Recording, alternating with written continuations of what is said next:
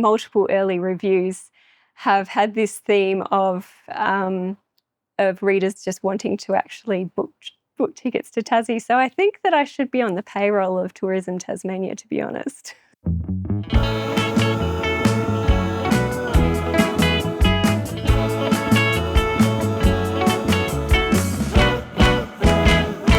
Hi, my name's Claire Van Ryan. I'm the author of Where the Birds Call Her Name, published by Penguin Random House, and it's out now. Where the Birds Call Her Name is a story of journey. We begin with Saskia, who lives in Broome and has just discovered that her mother has left in her will a caravan.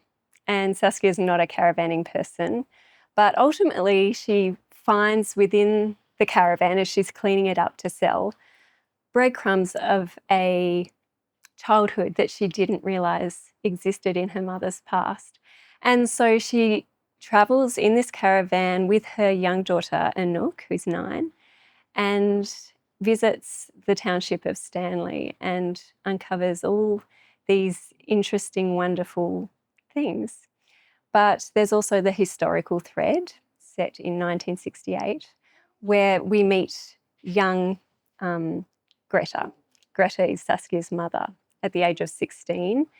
And Greta is discovering that her family life has a dark heart.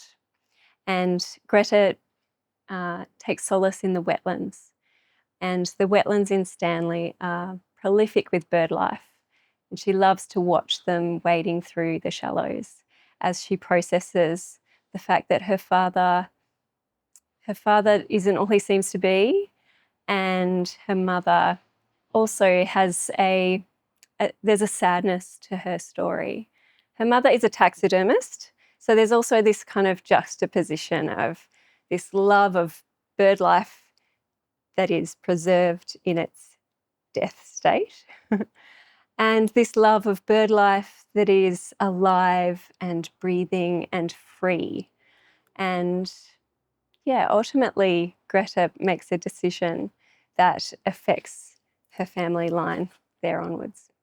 When I was researching this book, I was looking into my family history, and my great-grandfather, Peter Cunningham, was a taxidermist, a preparator and a collector for the Tasmania Museum and Art Gallery in Hobart. He worked there in the 1950s and 60s. And when I contacted them asking about his work, they were so excited because it turns out they were digitising the collection, and he was responsible for over 1,300 specimens in their collection.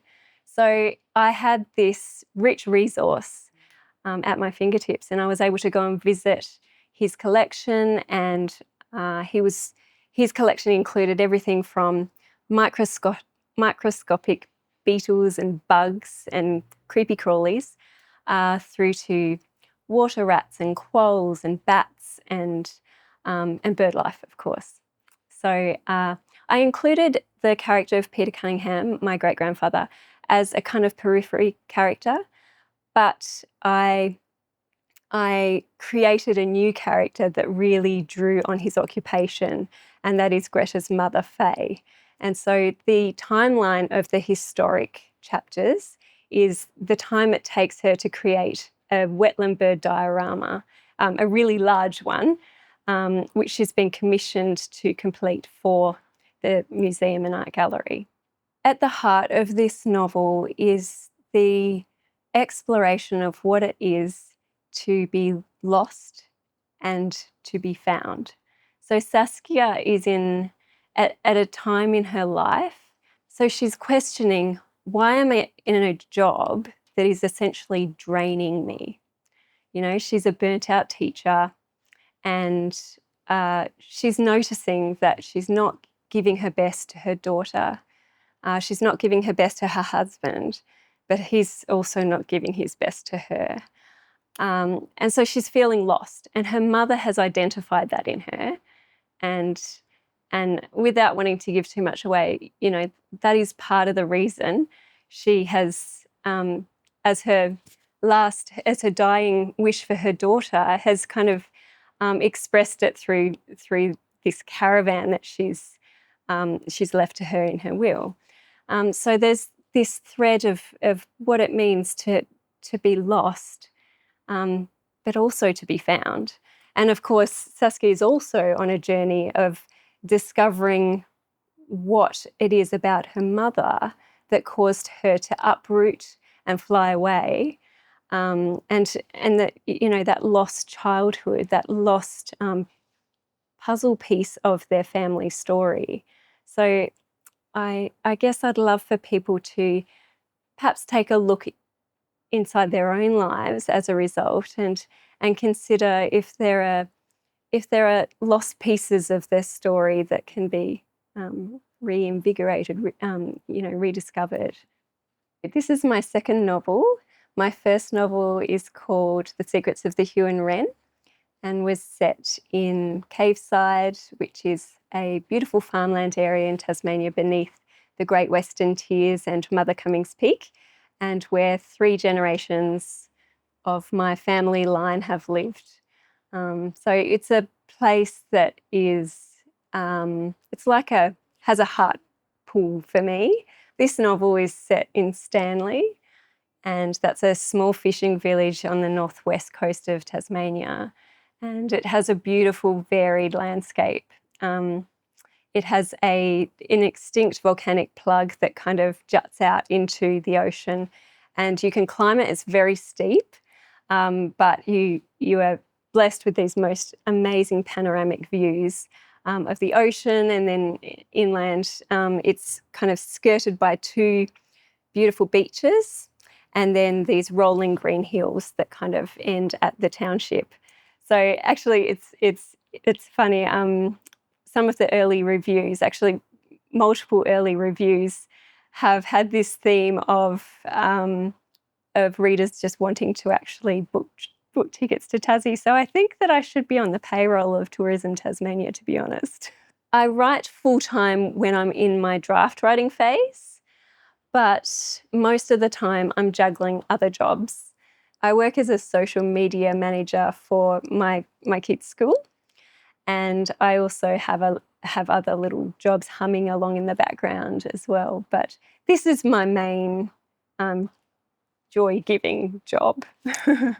I'm super blessed because just recently we've finished building my own studio, which is amazing. If you want to have a little look at it, jump on my social media, because I've been sharing the process of building this beautiful studio, which is just a few steps off our deck, and it has views into our garden, but also far away river views of the Tamar River in Launceston. So and it's beautifully insulated. I know that sounds like a like a peculiar thing to note, but it's so quiet, and I do work best when there's just no noise whatsoever. I don't listen to music. I just find it, I have to have complete silence in my headspace.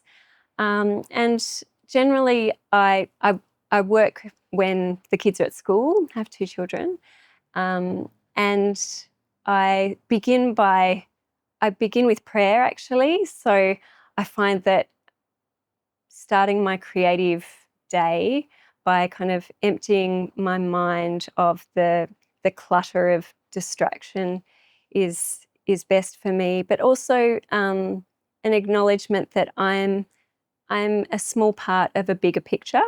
That's really important for me.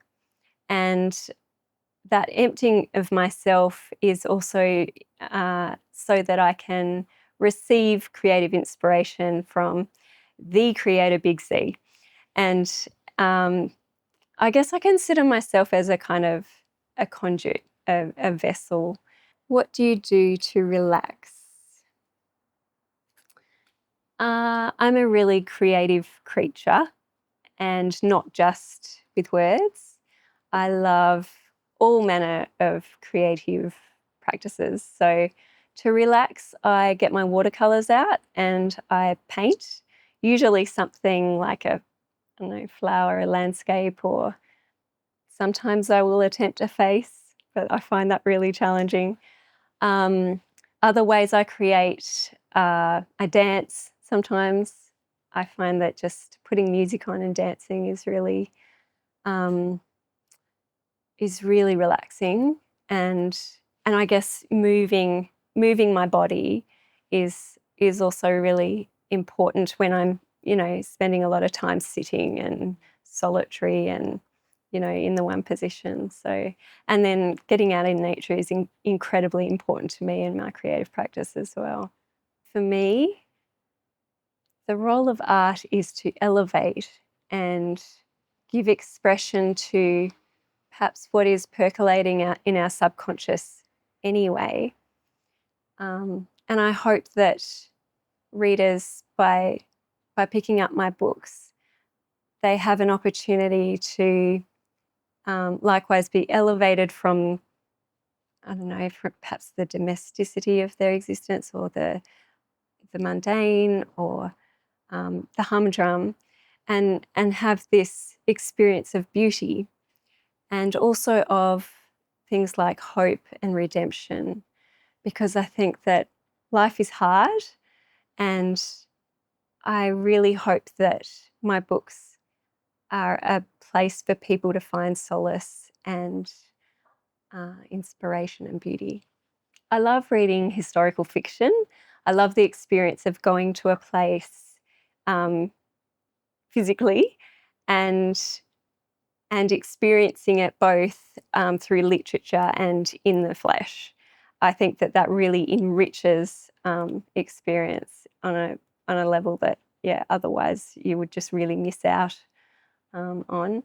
What else? I love reading books that stretch me in my character and help me to be a better person, that enlarge my compassion. So I guess I find that in books that give me the perspective of a character that might not otherwise cross paths with me in my life.